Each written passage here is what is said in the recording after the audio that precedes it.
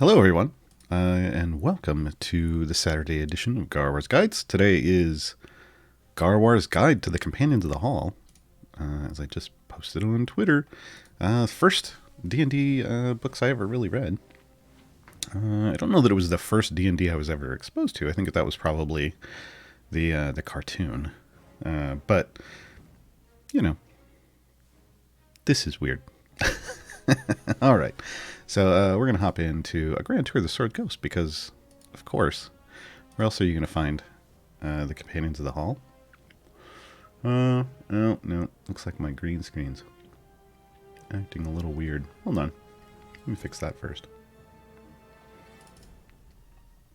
It doesn't like my beard. It's like, just go away completely. That's nice. I was working fine yesterday, folks. I was working fine yesterday.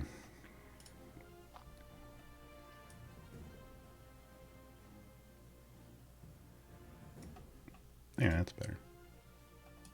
A little bit. For now. I've got a new light coming that should fix that. Hopefully. All right. So, well, of course it loaded in. I have my Modron set up, so of course it loaded in all of the things. Let us remove all of the things, and we'll talk about the Companions of the Hall one at a time. Hello to everybody in chat. Midnight Griff, Slickshot, C. Kennedy. Hello. Happy New Year, Starfish. Welcome back. Oh, come on. I got all my speed people in, so they're clearing this out real quick before I can do anything about it. So we're going to go over all 5 Companions of the Hall, which feels like we're not going to talk about a whole lot because last week we did 19 champions. We did Gaarawarr's Guide to the 2020 champions. If you missed that,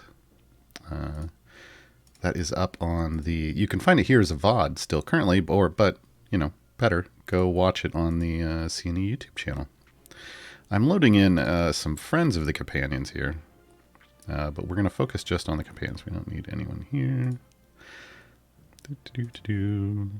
There we go. One at a time. There's Dritz. And Wolfgar. Anybody else? I can't remember at this point. Like, have they added any more friends? They need to add more friends. So, let's throw in some people here. Set them up in some places. That's probably going to be fine.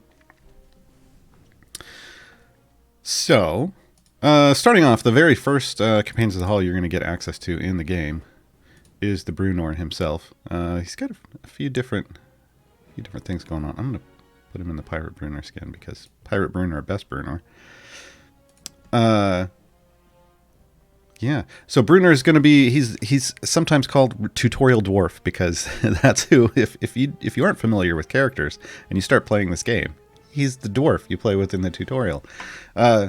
So he's pretty straightforward. He's our support champion. Once upon a time he had, I believe once upon a time he had a DPS tag too, just because you were using him originally. But no, he's just support, but he still has some of those... leftover abilities like Inspired, which increases his damage for each adjacent champion. Rally is kind of the core of his kit. It's really that's what he's here for. He's here to rally the troops. He's going to increase the damage of champions in the same column as him.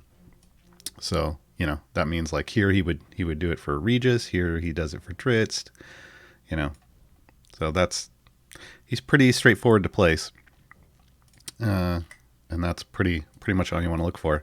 His specializations, if we go into those, again, real straightforward. They're just going to buff rally. They're just going to address rally. That's really all you've got to worry about is rally. Because again, he's a support. He's not a DPS. So, Shield Master requires that he's within 2 slots of your tank or tanks, if there are multiple. We're using him in the 3rd column here, so we can go Shield Master if we want. It increases the effect of rally by 10%, and it stacks up to 25 times. It's based off the number of enemies attacking the tank. So the way I kind of look at this is if you're going to be pushing if you've got a super survivable tank, so a tank that can handle over 10 enemies without falling over, then you go shield, and you can place him within 2 places of that tank, 2 adjacent slots, then you go shield master. If you can't do one of those things, like if your tank is paper thin, or you're not even going to get to a point in a run where things are going to be stacking up on your tank, then you don't go Shield Master, right? Battle Master is the other one, and it's just a straight buff of 100%, and it's always applied. Shield Master doesn't do anything like right now. Right now, when we're killing everything in one hit and nothing's getting to our tanks, Shield Master doesn't do anything at all. Whereas Battle Master always would. So right now we're just going to take this. But if I was going to do a super deep run and I wanted, and I knew I was going to be tanking, up to 25 enemies, I would go Shield Master. But we're just going to be clearing stuff out early here. So we're going to go Battle Master. Makes it real straightforward. He does have a couple other abilities. We're going to go ahead and just give him all the levels, because I've got way more favor than I need for Sword Coast. Dwarven Glory increases the effect of rally for each dwarf other than Bruno in the formation. This makes a lot of sense lore-wise for Bruno. Bruno is, first was, king of Mithril Hall, the returned king of Mithril Hall, and then he was that king again. And now he's, spoiler alert, it's not a spoiler, the books have been out for a while. He's now the king of Gauntlgrim. So it makes sense that for him, surrounding him in dwarves makes everything better. We don't necessarily have a full dwarf party currently. And yeah, that's a bummer, but we'll get there one day.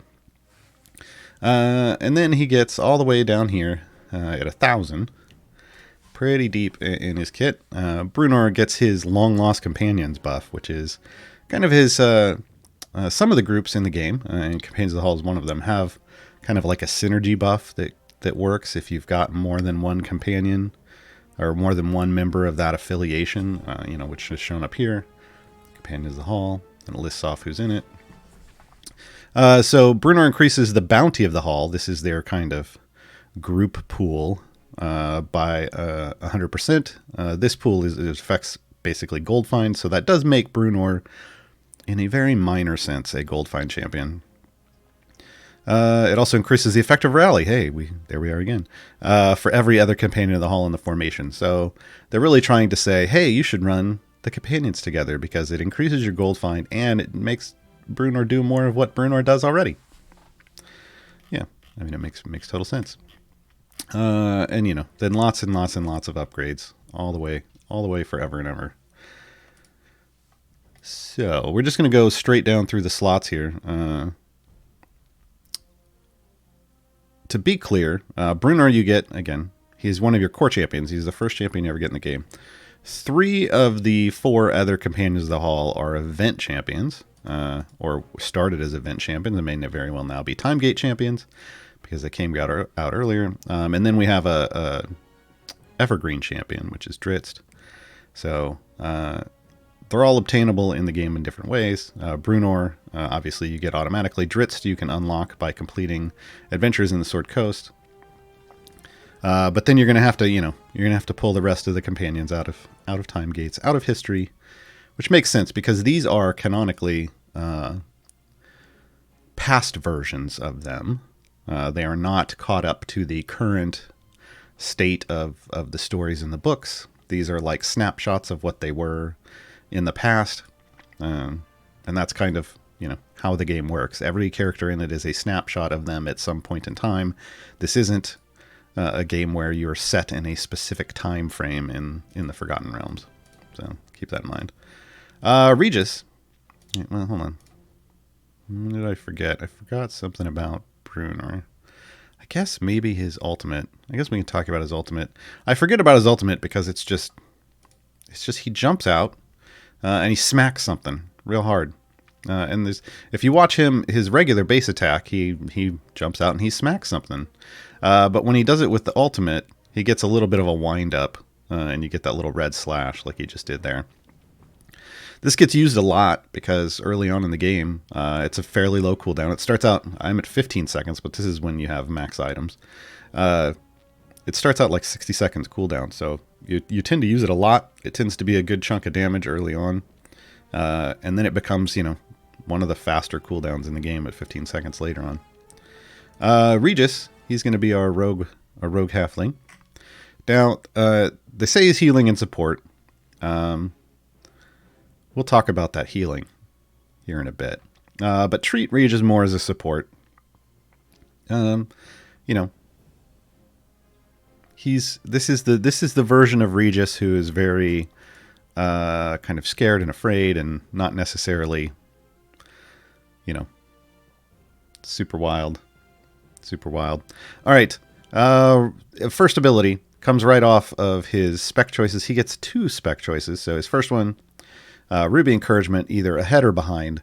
So he's going to buff either the column in front or behind him. The way I've got him set up now, we're gonna buff behind. So we're just going to smack that. That's just a general buff. Whoever's in the column behind him is going to see a lot more damages. Does he get anything between there? No, just go straight into Ruby Weakness. So Ruby Weakness, this is his debuff. So he is a support that both buffs and debuffs. And that's, it's a nice mix. Usually you're going to see some strength out of somebody who just does one or the other, which is how you see people like Krull or Avron. Solid debuffers or solid buffers, one way or the other. This is where you get a little finicky with Regis. He wants you to pick what kind of basic attack you're going to debuff for. Now, this is just basic attacks. There is nothing here that says click damage, so he does not help you out when it comes to the click damages, like debuffing things so they take more click damage. This is specific attacks. So if we look on Bruno, you'll see that his base attack icon here is a sword. That means he does melee attacks. If we look at Keelik here, it's like a little firebolt. This means that the base attack is a magic attack. If we look at Shandy, it's an arrowhead. That means this is a ranged basic attack. So you have to look at whoever your DPS is. Spoiler alert, our DPS here is going to be Dritz. If you look at who your DPS is and you pick based off that, so obviously we're going to be going melee. Let's top that off. Or at least get it a little further up here. All right. I guess I can put some familiars on these. All right, so you finally get something that's other than a specialization at 320. That's Ruby Amplification. This is basically increase the effect of Ruby Encouragement. That's the buff for each champion targeted by Ruby Encouragement. So basically you want to set them in a situation where there is a lot in the column, either in front or behind, based off how you're doing that. That's going to amplify things. So if we come over here, current stacks 2, it's going to give you this bonus over here in the formations buff tab. It's going to tell you where it is. If I were to put another one here, it's going to update to 3, and you see it multiplies and it's going to go up, but that's not how we're building this formation currently. So we don't need to worry about that. So keep that in mind. There are some nice formations where you'll have a 4 stack, like a column with 4. And in those situations, if your DPS can be in that column, you're going to get a better modifier off Regis, which is going to be a nice bonus. But that doesn't mean you can't use him in a situation like this one where, there's only going to be a couple. It's just a nice additional benefit, kind of like the dwarfs for Bruno, right? It's not something you necessarily build a formation around. But it's a nice bonus when you qualify. Regis's companion kind of synergy buff is Ruby Invigoration. So it does the same kind of increase of the Bounty of the Hall pool by 100%. And then every time the formation comes under attack, This is very specific. Every time the formation comes under attack, he heals all champions for a flat amount. But it's a flat amount per each companion of the hall in the formation. So we would be seeing this heal. Does it give us a total over here? Yes, it does. So we would see a total healing with all of them in at the current level he's at of just over 4,000 health. But that's only once they come under attack, and then there's a cooldown, right? So we did come under attack. Well, how did we come under attack? Nothing got close to us, but there are ranged enemies. If those ranged enemies come out and actually get an arrow off and fire on us, that is us coming under attack, and then we have to wait 15 seconds and then for another one. But the thing is, this is only resetting because we're killing everything off and we're no longer under attack. If we had stacked up range enemies here, we would come under attack and stay under attack, and even though the timer went away, we wouldn't get a new heal. You have to actually stop the attacking that's going on so that you're no longer under attack, and then let them become under attack again to get the heal to go off again. So this is why I said we talk about his healing. His healing isn't a constant thing. It's a very finicky thing, and there's ways to trigger it through, like, if you can do like a knockback with like a Char's ultimate, which pushes enemies away, that can do it. Or if you can clear everything off the screen at once, that can do it. So be aware that, it's got a bit of a requirement on it, which is why I always scratch my head a bit that they call him a healing champion when you have those kinds of requirements. I'm going to go ahead and put familiars out here so we don't have to worry about those. All right. Oh, his ultimate. Yeah, I should probably talk about that too. Ruby Brilliance. So again, this is a very lore-based thing. His ruby pendant is both the cause of troubles and the source of, all of his shenanigans. So he holds up the ruby pendant and he mesmerizes all the enemies and slows them for 15 seconds. So you just get a nice AoE slow. And then enemies take 200% additional damage while they're slowed. So for that whole 15 seconds, it's basically, hey, we're going to debuff everyone that was on the screen when this went off. And he does, like with most ultimates, he does, a damage to everyone. Keep in mind, debuffs don't double dip. What does that mean? That means that you can't fire this off and then fire this off and do more damage with his ultimate. That's not how that works. You kind of can, in the sense that you would fire this off and then you would let Dritz jump out and hit them again, which sets a higher bud, and then this will do some more damage. But it's not like you're just going to get more damage out of ultimates because you debuff just directly. So keep in mind, this is gonna help you do more damage with your basic attacks. I don't know that it's anything super. Oh yeah, he just holds it up and then swings his blade. That's it, folks. That's all he's got. All right, catti-brie. So catti-brie is our combination DPS and support. Can confirm fantastic DPS, but in a Companions of the Hall formation, you already have a DPS in Dritz, so sorry, Catti. So usually going to function as a support. Super nice support. Honestly, up until Freely came into this slot, catti-brie was, in my opinion, the top support in this slot. She's got a couple different outfits you can grab for her. The vampire one's pretty neat. This is this is a Barovian catti-brie. So if you want her more dark and sinister, there you go. Otherwise, she's got a couple winter outfits. She's very stylish. She likes to switch it up. All right, let's throw some levels at catti-brie. We'll get up to her. She only has one specialization. So, first off, catti-brie's powerful draw. She's going to deal additional damage to enemies the further they are from the formation. So basically, the moment they load in, if she can snipe them then, they're going to take max damage. If they get all the way up to the tank line, then she's going to do less damage there. She's all about shooting from range. This isn't some huge major bonus, as you can see.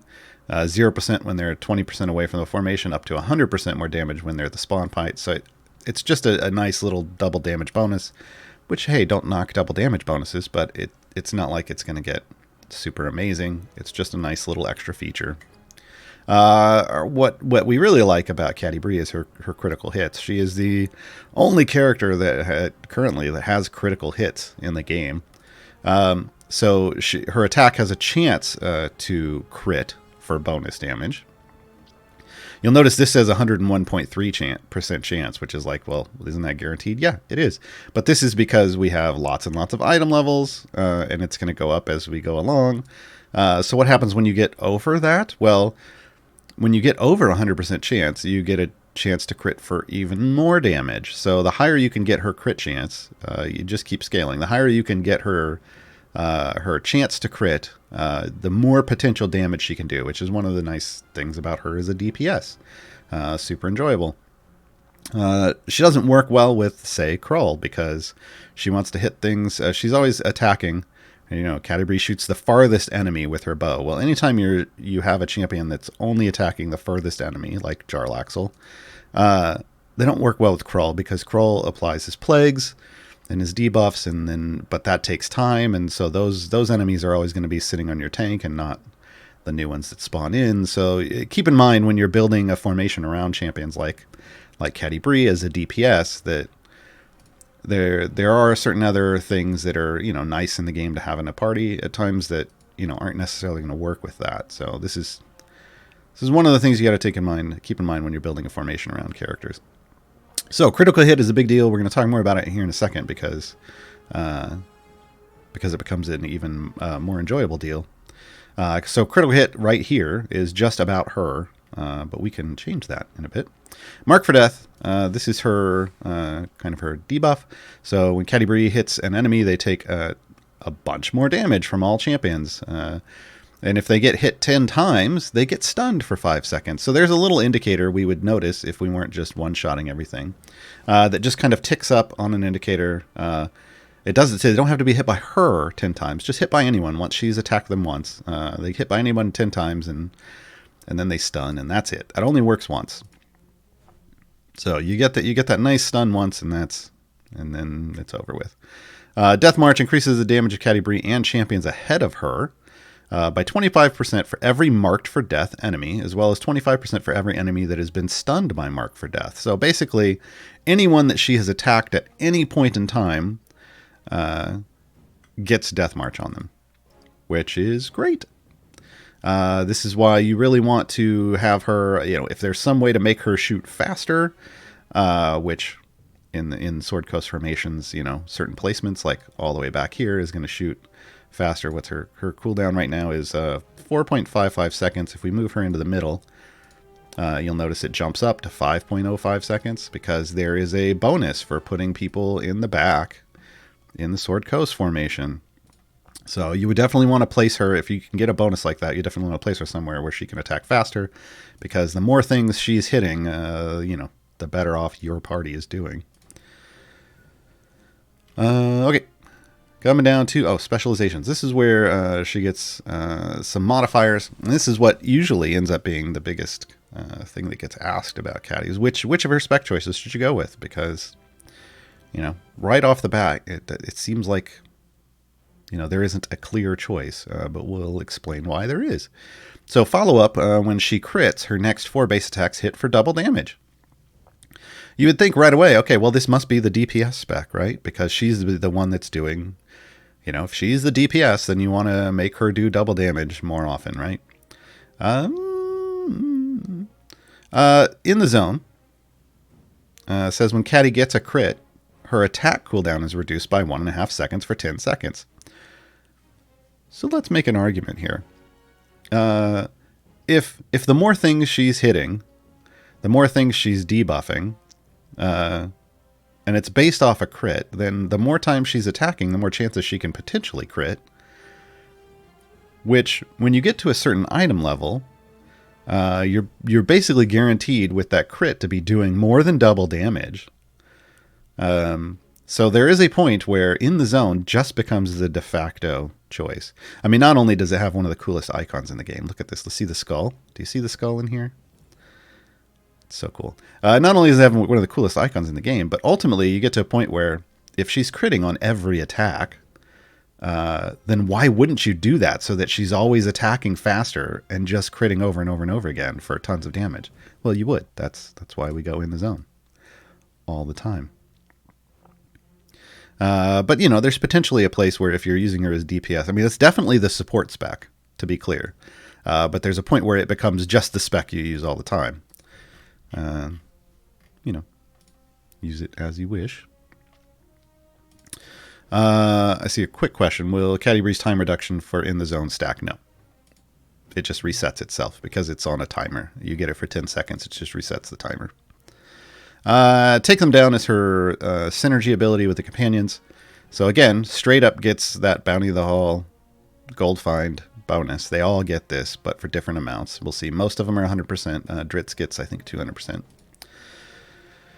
If all enemies on the screen are marked, which generally is going to be on a boss stage, enemies take 100% more damage per companion of the hall in the formation. So currently 700% more damage. So this is generally the boss killer thing. Because on a regular stage like the one we're on right now, you're not usually going to have a screen full of marked enemies.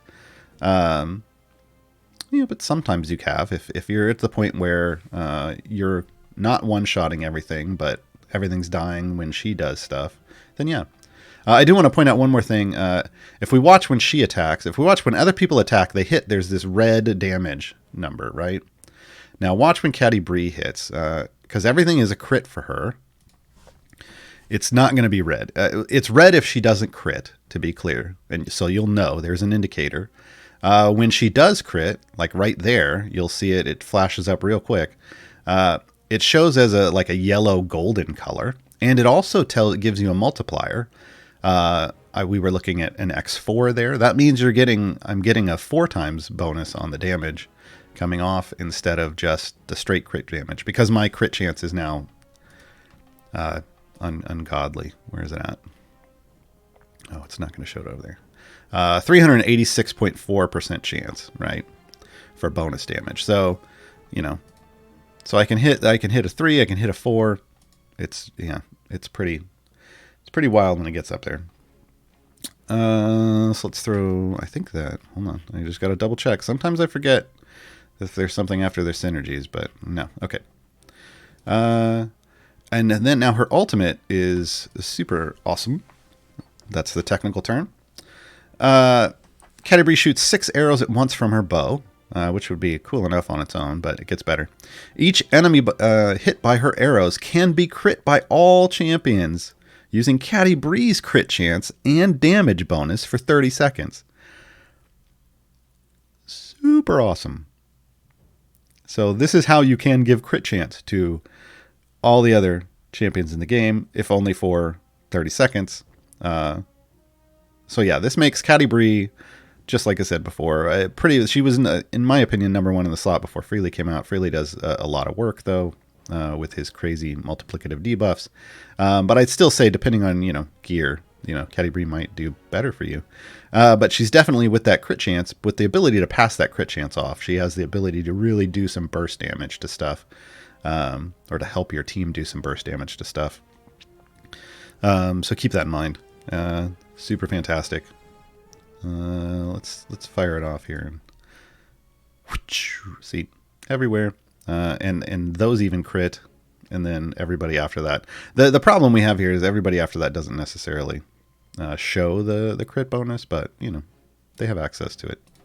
All right. On to Dritz. We'll go back and we'll talk about the feats for each of them. I don't know that there's any amazing feats. There have been, because they've added lots of skins and stuff, there's some extra feats, and we'll go back and discuss that here in a bit. Dritz. Arguably, one of the more famous characters ever in the Forgotten Realms. There was a time on the internet where in all of the games, everyone, if there was anything that could make you be a dark-skinned elf in a game. Everybody was trying to name themselves Dritz. It was super annoying. So yeah. But now, now we've got lots of cool characters from lots of different books and streams and stuff that are kind of taking over the public mind more than Dritz, but still pretty cool. So in this incarnation of Dritz in the game, we get him as a Drow Ranger. He does have a couple different skins.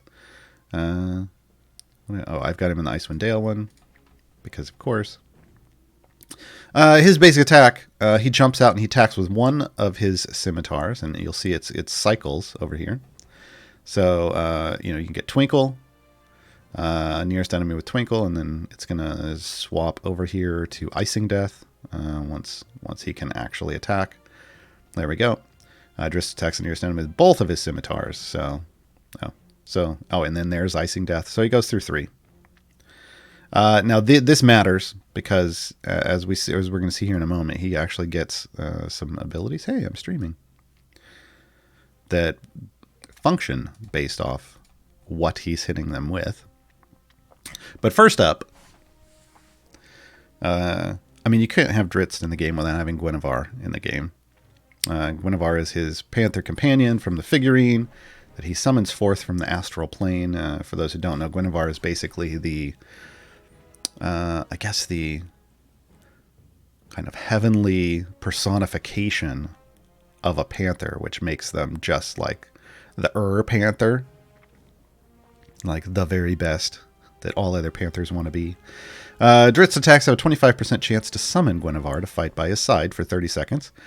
Guinevere attacks twice and deals the same damage as Dritz and causes a 20-second bleed. This is fantastic. Basically, you get your champion, and then every now and then he summons out his panther companion, and they do the same damage he does, but they attack twice. So you just get all of the attacks and all of the damages. It just makes for lots of wave clear and fantastic goodness, and they cause a bleed, so damage over time. So if they don't just kill it instantly, they're going to just slowly bleed out. Yay! Yay for getting mauled by a panther. Icing Death. So this is where, depending on which attack's coming off, things start mattering. When Dritz attacks an enemy bleeding from Guinevere with Icing Death, he does more damage, and his next base attack cooldown is reduced by 50%. So again, just super nice synergy between himself and his panther companion.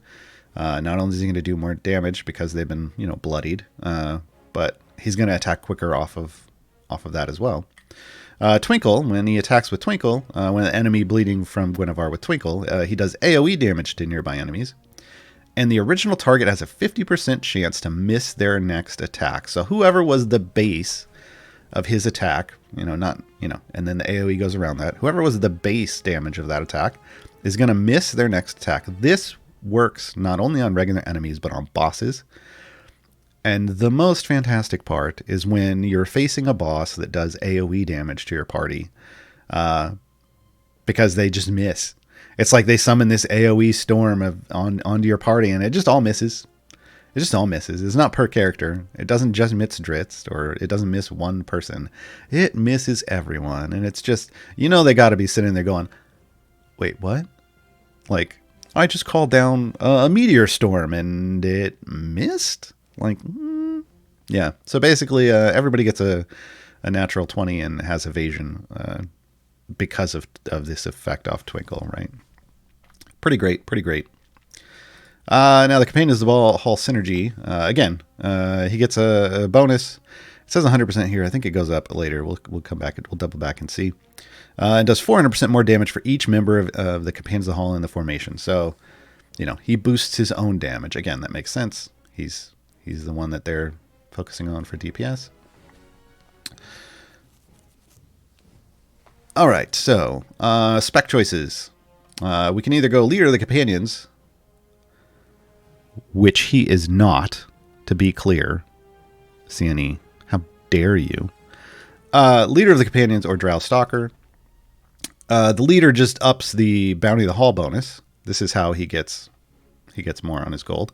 So if you're really functioning for like gold find, and you should use this one. If you're going for pure damages, you do this one, Drow Stalker. To be clear, the leader of the Companions of the Hall is Bruno Battlehammer. Like, he named them.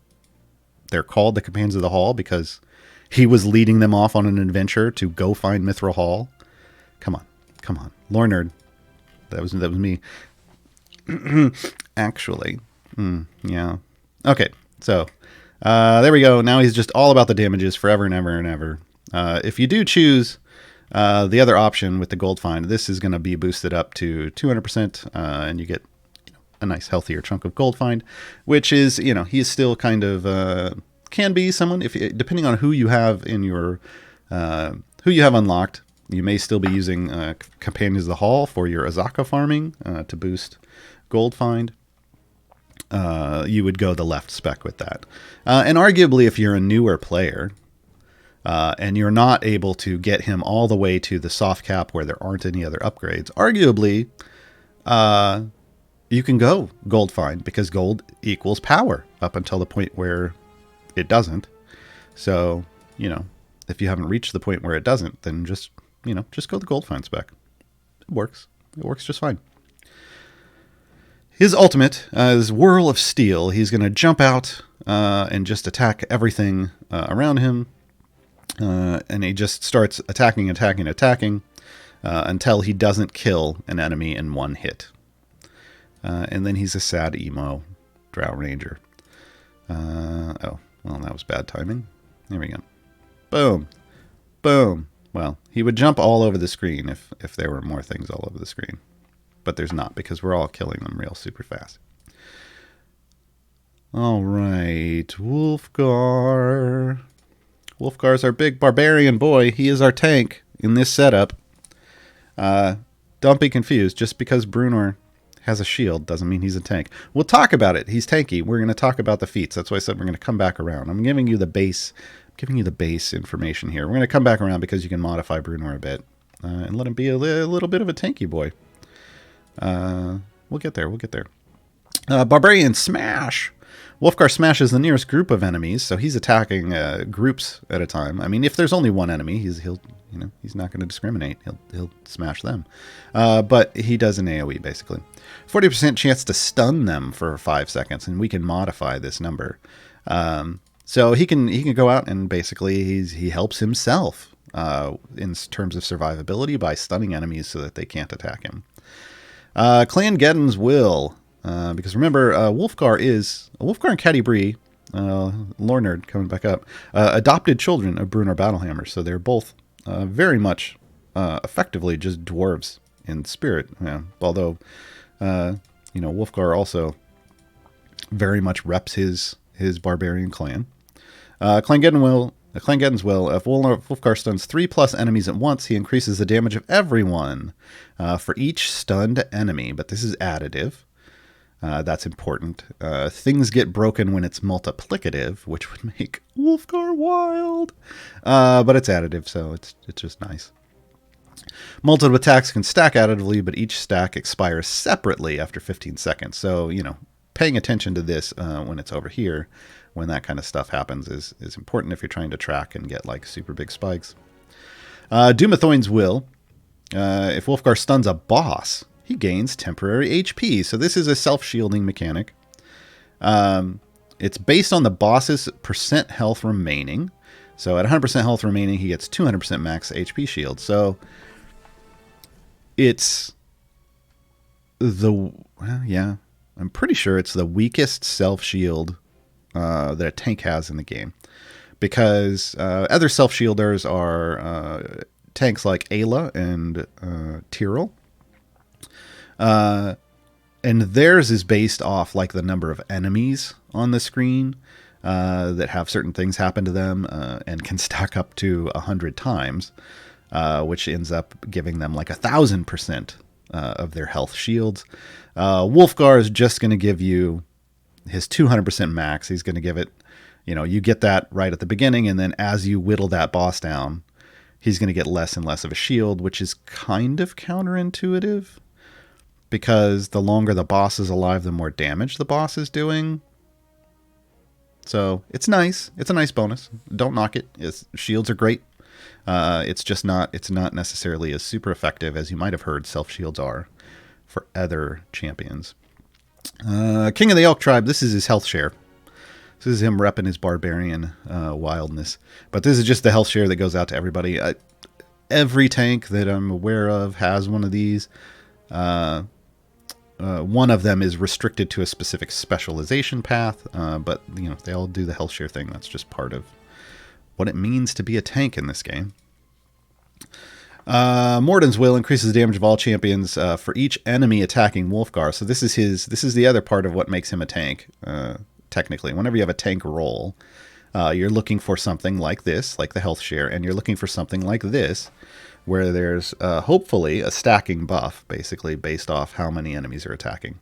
Now this, obviously, is for each enemy attacking.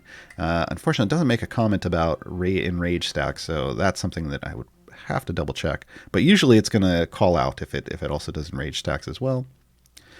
Empowered Warhammer, this is his synergy ability. Increases the bounty of the haul pool, again, 100%.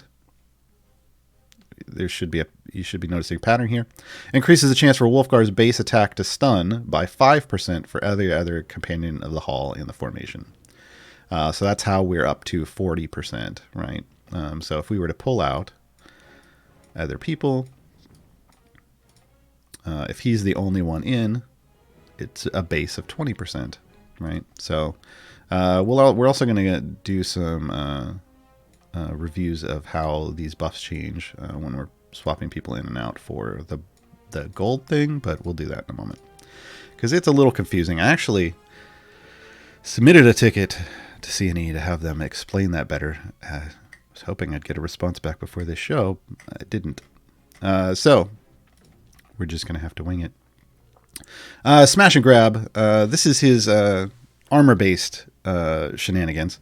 So if he attacks an armor-based enemy and doesn't remove a chunk, he increases the damage of all champions by 200%. So basically, when you're this doesn't do anything early on when the enemies are so weak that everyone can take chunks off of them. But once you get to the point where only your DPS is actually doing damage, Wolfgar is going to be like, okay, well here, have some more damage. But it just happens that one time. Just the once. All right, now we're up to his spec choice. So this is how you can modify those stun chances a little more. Heavy blows just increases the chance for Wolfgar's attack to stun by 10%. So you just get a flat 10% bonus. That's it. So with the full Companions of the Hall formation, that should take it up to 50%. With the way they usually do their math. Flag Bearer, Wolfgar gets additional 20% chance to stun bosses. And Clangeddon's Will can now trigger off a single boss stun at 4 times effectiveness. So this is the one. Flag Bearer is what you want if you're really focused on making sure you're down in those bosses, because you're going to get a 20% chance to stun them. It doesn't work on... I'm just going to say it right out. It doesn't work on all bosses. There are some bosses that resist stuns, but if they can be stunned, he's going to give you, now if you've got a full Companions of the Hall formation, that takes it up to 60% chance. So really solid chance. What should be. We'll double check here in a moment after I put this on. It should be additive and not multiplicative. And then you get a more chance for Clangeddon's Will to trigger. And again, if we look back at Clangeddon's Will, this is the if he stuns a certain number at once, and then he gets lots of stacks, right? So this tends to be where we go for general gameplay. If I am just using him as my tank for Azaka farming, I go heavy blows because I don't have a boss out. I'm just focusing on stunning that one lone enemy so that it doesn't eat me alive. So let's go double check over here. It says 40%. See, this should have... Oh, it's only going to be that bonus for bosses. So it's not going to tell us actually if it's 20% additive or multiplicative. That's a good thing to ask. You're at least going to get a 60% chance to stun bosses. All right. Anything else? I think that was all for him. Again, he's pretty straightforward. Jumps out. Smash, Hulk smash, but Wolfgar smash. Jumps out, smashes things, stuns them, because when you get hit by that kind of Warhammer, you tend to get stunned. And then everybody kills everything afterwards. That's basically what he does. Let's talk about specifically some feats and how they're going to modify things. So Bruno has a lot, if you'll see. He's got a lot of feats. A lot of these come from some of these come from different packs, like the King of Mithra Hall. Anything that says 80% is probably coming from some kind of cash pack, Rally Master. Obviously, he's going to get the usual support stuff of increase all champs damage, but he also, though, gets Defensive Duelist. This is why I said he can kind of be a somewhat tanky boy. When you first start the game, and he's the only person you have, if you're not really, and if you need like a second tank for something or whatever, you can kind of throw him in the front line. You can throw this in to give him 5 more overwhelm, and then he lasts a little longer than normal. Generally speaking, though, you don't want to put someone who isn't a tank in the front line.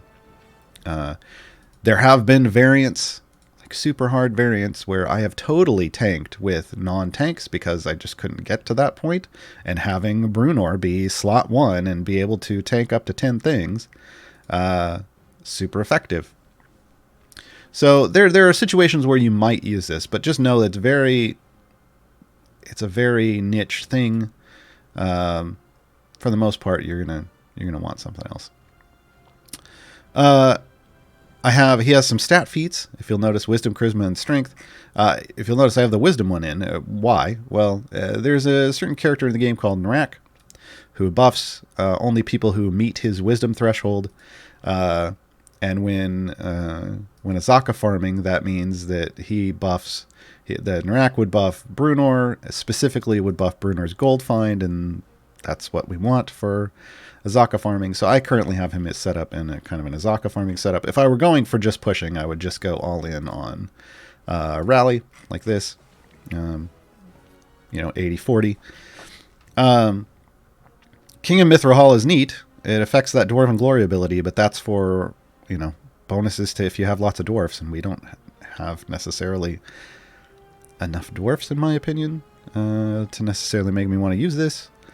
But it's there, and it made a lot of sense. I mean, yeah, it makes a lot of sense for him to have a feat called King of Mithra Hall.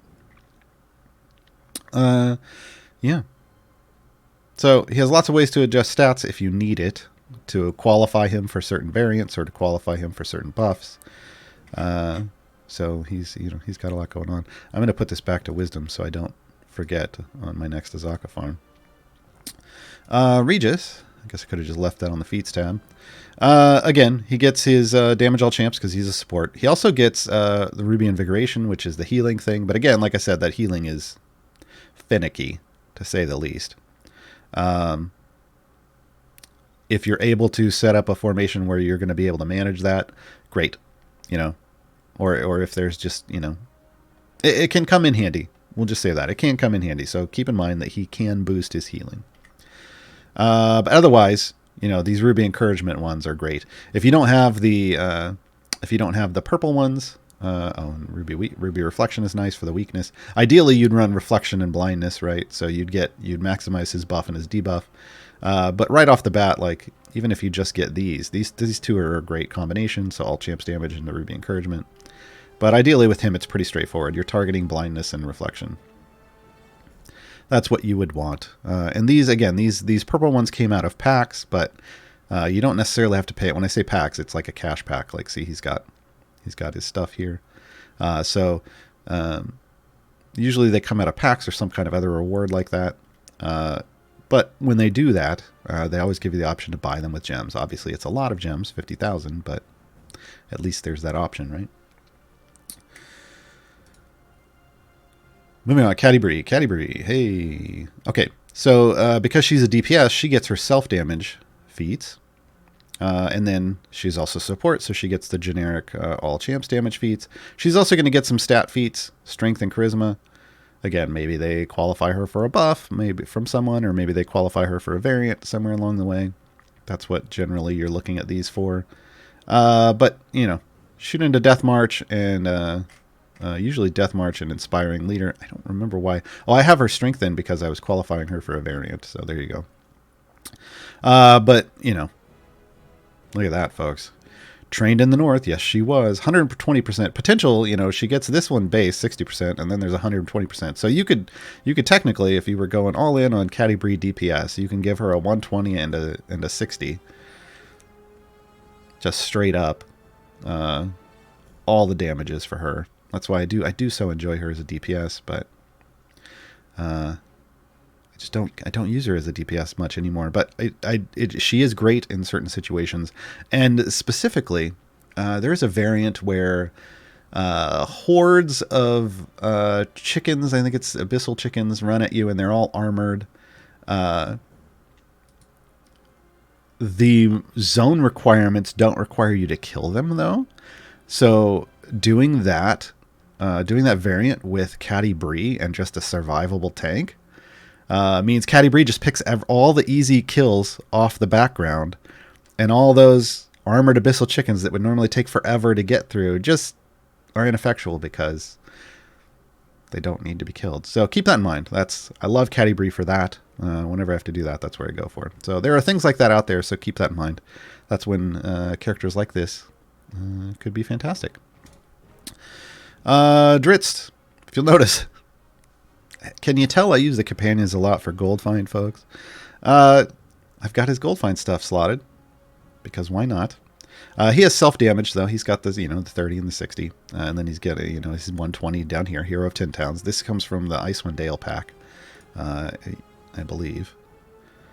Oh, no, it was just a... Yeah, it was buying the Icewind Dale pack, and I didn't buy that, so...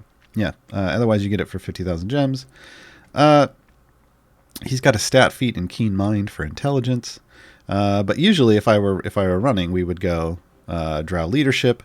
This just affects the bonus damage, as it says on here, for Companions of the Hall. So it doesn't affect his gold find. He has, other feats for the gold find. So, but normally I would run like a 40 and a 60 if I were using him as a DPS and not the gold. But again, these are set up usually for gold farming formations.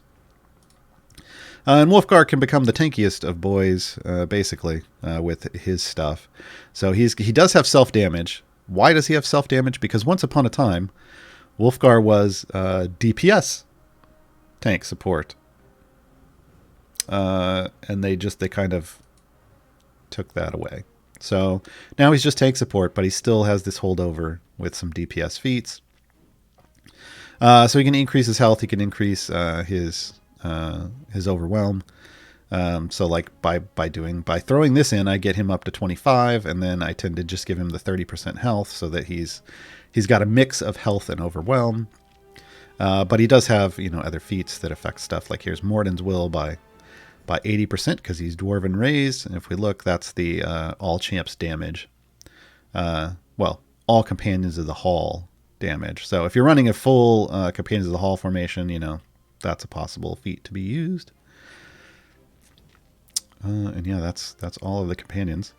Oh, we forgot to look at Wolfgar's ultimate. So basically, he chucks Aegis Fang. This is the Warhammer. This Warhammer was crafted for him by Bruno. This was one of those once-in-a-lifetime crafting achievements where he took all of his skill and all of his magical stuff and put it into one thing, and it's the epitome of all the things that he will ever craft in his life. And then he gave it to his adopted son. I'm crying. So he chucks the Warhammer out at the furthest enemy, damages it and stuns all enemies in the line that was coming for 10 seconds, right? So, wham, smack, and then Aegis Fang, as always, just reappears magically in his hand. That was part of the magic that it did. Now, the Companions of the Hall, we do have a couple minutes. I'm going to talk about the fact that the Companions have friends. Or, sometimes if not friends, maybe not completely enemies, or sometimes total enemies that then turn into friends.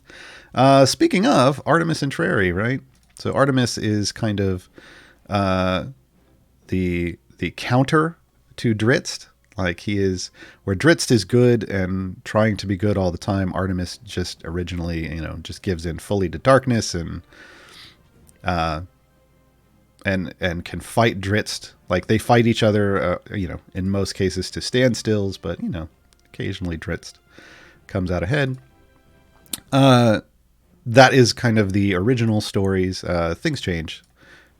Like there's a Shade Artemis that gets you at least a visual representation more of where he is now. But he's a gooder boy now. I'm not going to say he's a good boy.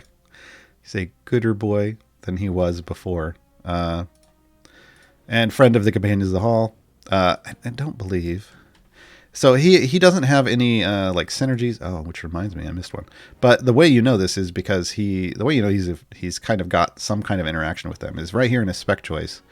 He refers to them as foes still because at this point in the history, he had a thing where obviously he fought Dritz, but he also fought catti-brie. So he gets a bonus for observing his observance ability off of them if they're in the party.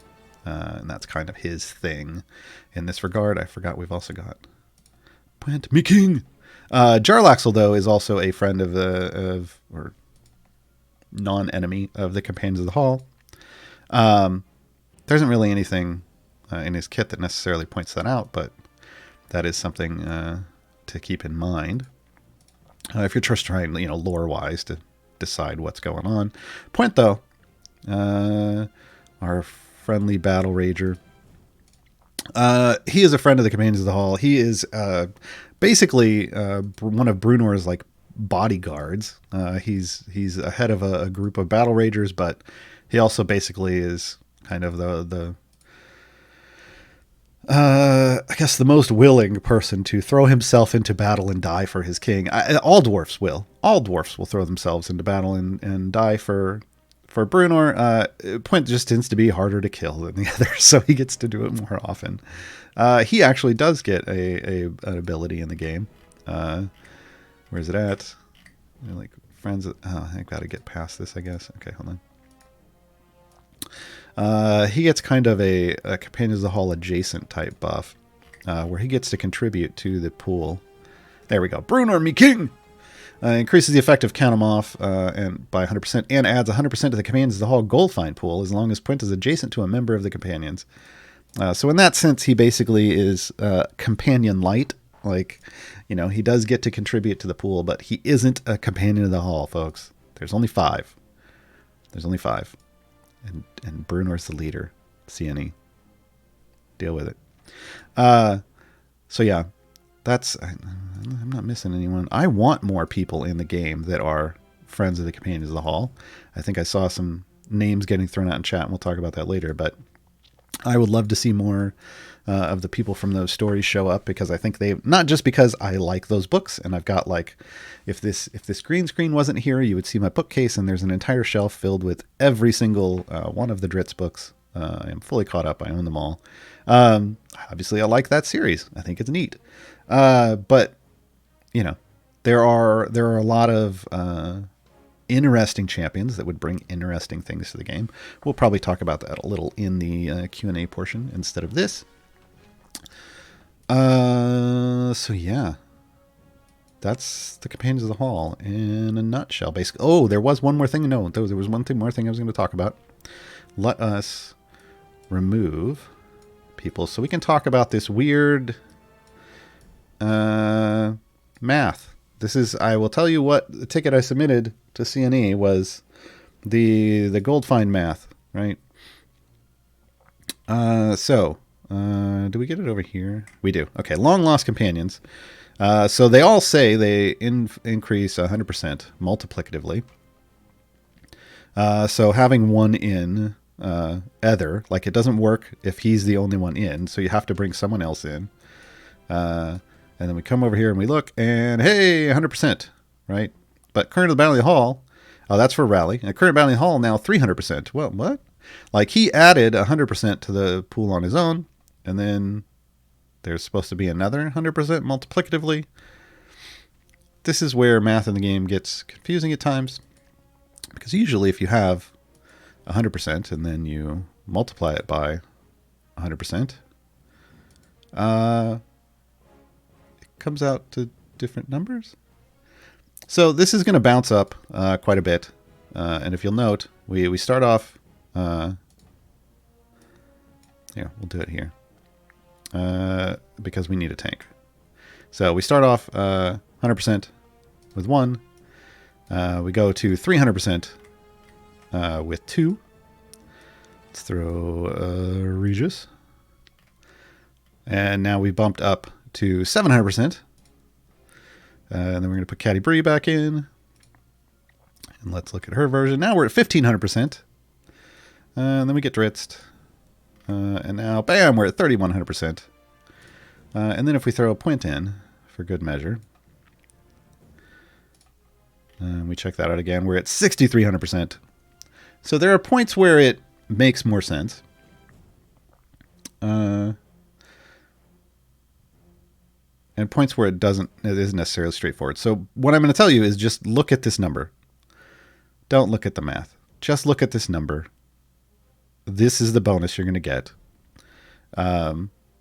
They have answered differently at different times. And before there was, when we asked to clarify, like, does it work differently as you're adding them in? And they're like, no, it's just a straight multiplier. But obviously there's it is giving you a nice big bonus total overall if you have everything in. And this is why Companions of the Hall get used in Goldfind formations, because they are applying that. They're not necessarily top of the line anymore.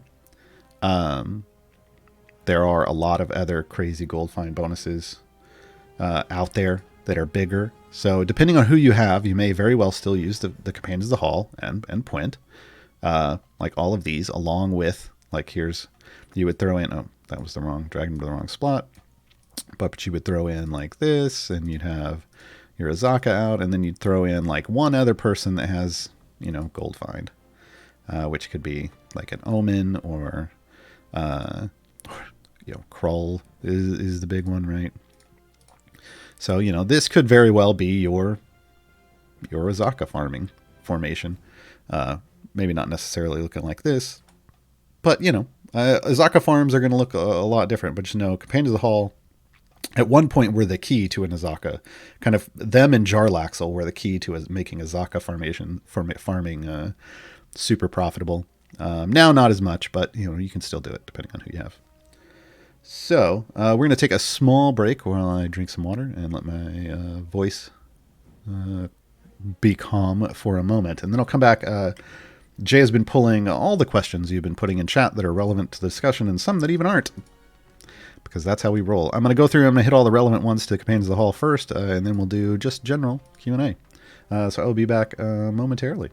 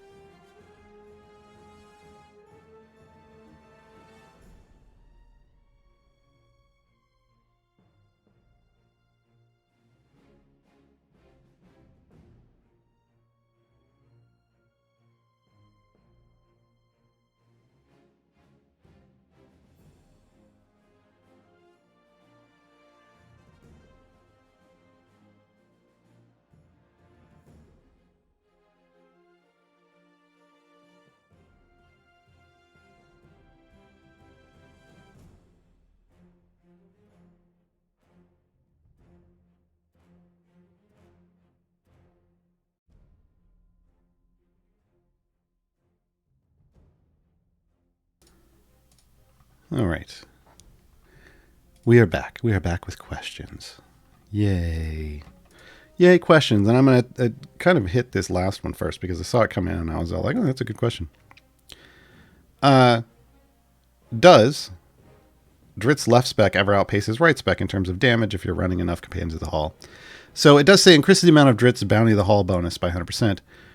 This is just but if we look up here, Dritz works with the companions to increase his gold bonus. So all it's going to change is his gold. I've switched him. I've reset him here, and I'm going to show you here. So 100% multiplicatively, 400%. This is his base, right? We're going to just choose this. His gold goes up to 200%, right? But this didn't go higher. So, yeah. It's interesting that way. And of course it reset all of my levels for some reason. That's a bug.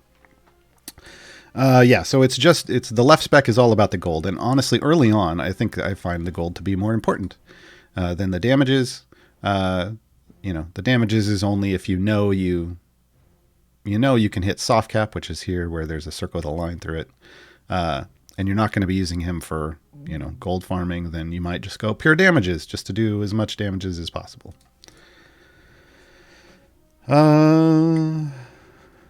Starfish. No point? Yeah, no, I think we kind of addressed this at the end. This was an early question, so no, point. No. Point is not a companion of the Hall. No affiliation. We'll go back again to my argument that Dritz is not the leader of the Companions of the Hall.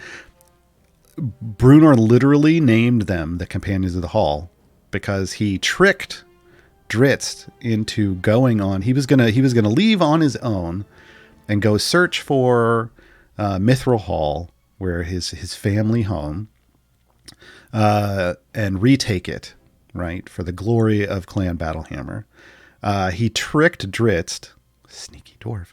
He tricked Dritz into committing and promising to go with him on that journey. And of course, catti-brie and Wolfgar weren't going to let him go alone. And then Regis, it's the spoilers for anyone who hasn't read a 20-year-old book series. Regis glimpsed Artemis and Trary in 10 Towns and was like, I'm going to GTFO because Artemis is after me. Don't want any of that. And took off and decided, I'm going to just tell them, hey, I'm coming along because why wouldn't I help you on your quest? And Bruno dubbed them the Companions of the Hall. It is just those five people. That's it.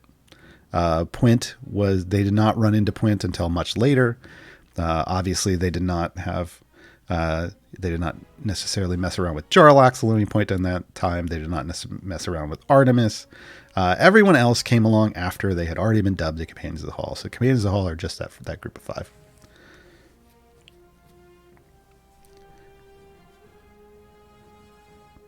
Oh, well, yeah, but she showed up later. I don't know.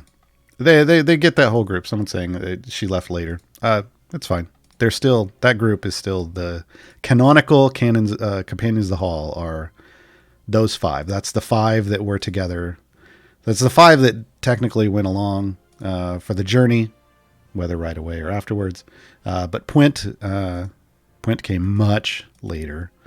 So Puent is not a companion of the Hall. But there are, like we talked about earlier, there are lots of companion adjacent people who would be great for this game. Any of the main characters out of the Cleric Quintet, which is another Salvatore book, Catterley and Danica, and the Boulder Shoulder brothers, Ivan and Pikel, specifically Ivan and Pikel, I would love to see in the game. And I would love to see them in the game in the same way that we have Beetle and Grimm. I would like them to be 2 champions in one slot that hot swap with their ultimate. I think that would be fantastic. Yes, please. In later books, I would also love to see Fist and Fury, the Tanabritches sisters, who are the twin queens of Gauntlgrim. They both married Bruno. Another reason Bruno is my favorite of the Companion of the Hall. Yeah, I think they would all be great additions to the game, but they wouldn't be Companions of the Hall. Hockey Talk here, we kind of talked about the whole how does the math on their gold find work. It kind of works. Other people can go into that. I just look at the number that it's kicking out, and you can compare it to the number that's up here at the top left that says gold find and see if it's working right. Is catti-brie's ult effect active when she is removed? That's a good question. I don't know, because it is supposed to hang around for 30 seconds.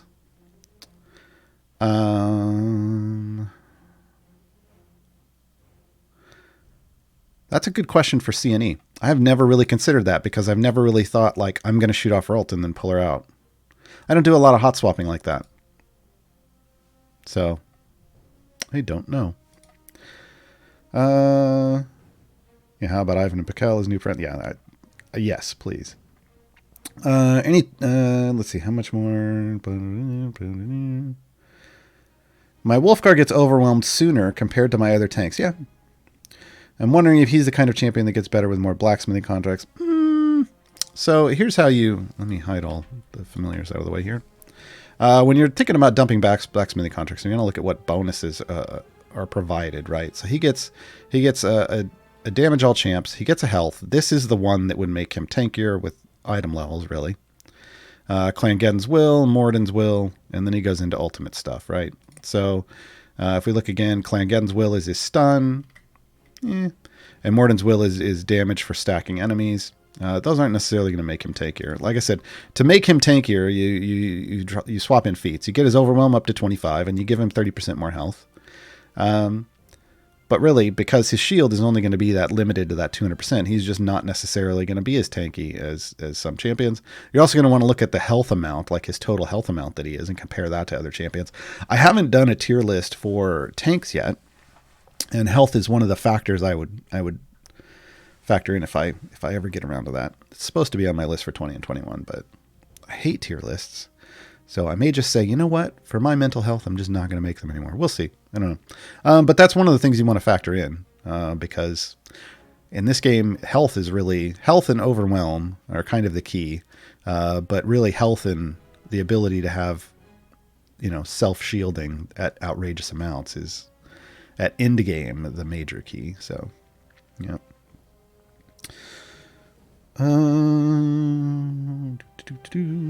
Anything else here? Is there a way to recruit Regis still? Yeah, time gates.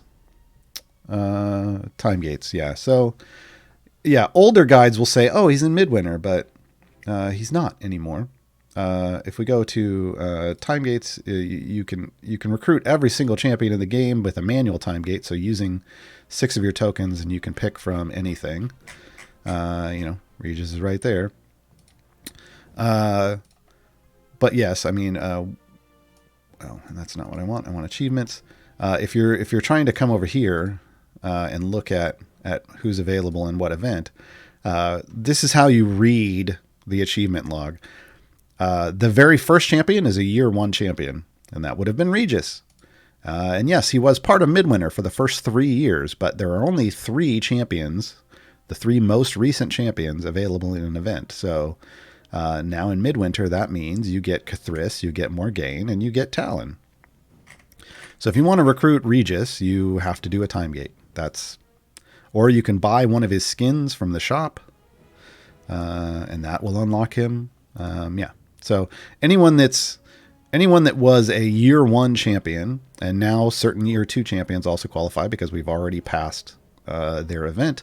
They are only available in time gates. On my wiki page, I actually show there's a list, and I have I'll show you at the top. I now call them time gate champions, and then they have all the year 1s, and then the year 2s that are now relegated to only being earned in time gates are listed there as well. So, check that out if you're looking for how to find someone. Is Narak still relevant to Companions of the Hall Gold Find? Yeah, I was talking about that earlier. You have Dritz and then Bruno with his feat, his wisdom feat, can be used with Narak right here. We'll level him up to his... Well, we'll just level him all the way up. His Githzerai focus ability is what integrates in with Gold Find. So right here, gets the right focus, increases the potency of formation abilities of adjacent champions with a wisdom score of 14 or higher by 253%. So if we throw him in here, so he's adjacent to both Bruno. Oh, well, actually, let me take him out real quick. And let's put Point in. Let's look. This is what you're going to want to look at. So gold find bonus. I usually just look up here at the top left. But if you want to get finicky and you want to come in here to gold find bonuses, I look at this number up here. I'm at 146 E60% gold find. So when I throw him in here, I go up to 4.45 E60% gold find. So that's that boost of the 253.1 that comes off of that. As you see now, the current bounty of the Hall bonus. Wow. 2.91 EO4%. So now we're up into the, thousands instead of like the tens of thousands instead of just the regular thousands. So yeah, it totally functions, but it'll do Dritz by default. But for Bruno, you have to slot Observant, and then you have to make sure Narak is adjacent to both of them. I think we're coming up on a point real soon where we will get a gold find champion in a slot that doesn't already have one, that will make it so you don't necessarily care about Narak and that bonus anymore, because it is a small bonus. It is just it affects the whole pool, but there are much bigger gold find bonuses out there on other champions, and the Companions of the Hall are kind of at the bottom end of the barrel. So, at some point they will all be kind of bumped out. They will all be bumped out.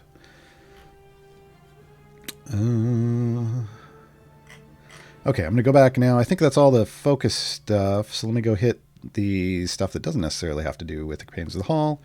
I have all the basic evergreens with blue or purple gear. Should I wait to unlock Azaka and more before continuing to open gold chests? Yeah, if you're already at blue and purple, there's an argument that says you probably should have unlocked Azaka by now. Like, I think to me, Azaka is like the second milestone, the second thing you should do in the game. The first thing you should do in the game is work through Sword Coast and unlock Dritz.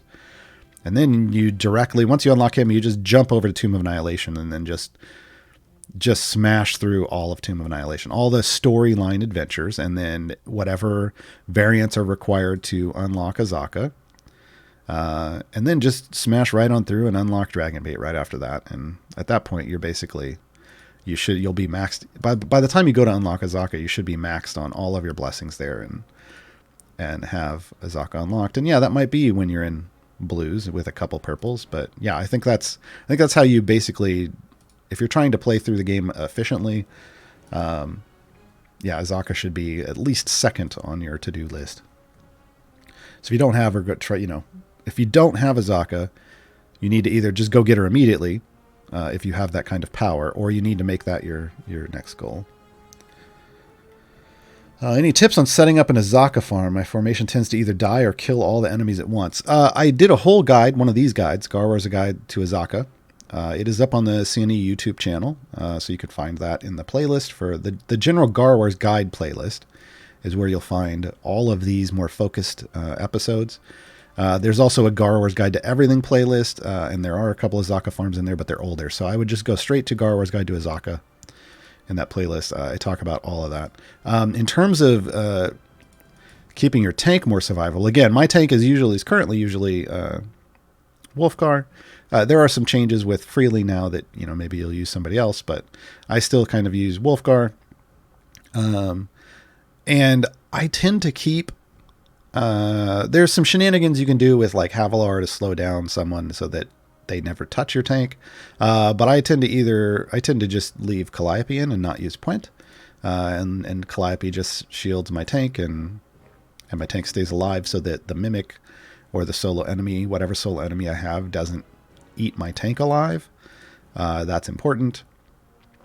In terms of the clearing, you're killing everything.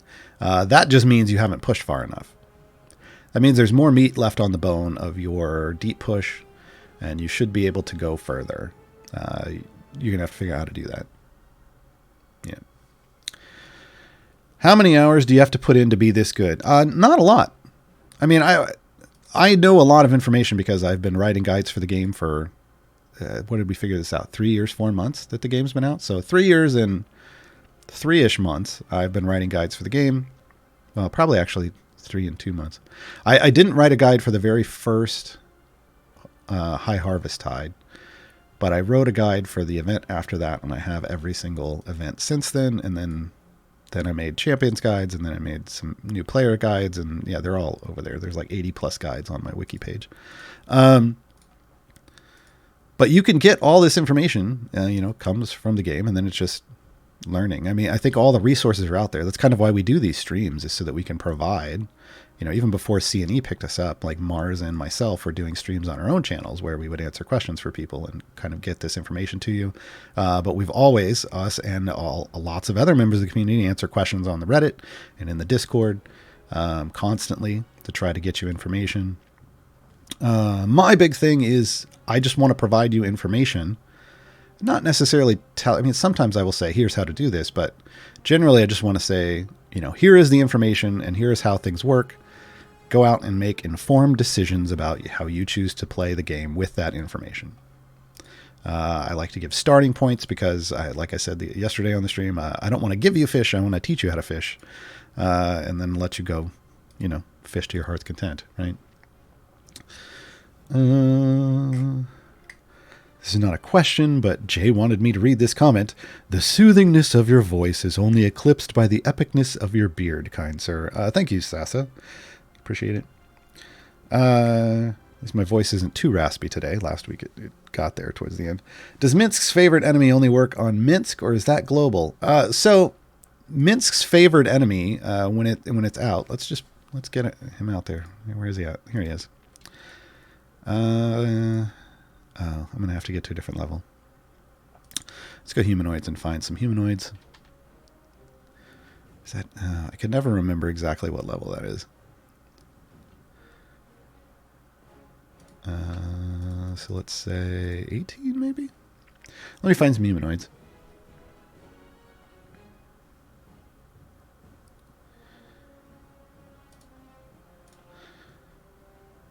I tend to just click through. They're in here somewhere. We'll find them. Basically, it's going to put this. Now, see, these are going to be Fey. Oh, dang it! I should have put it on Fey.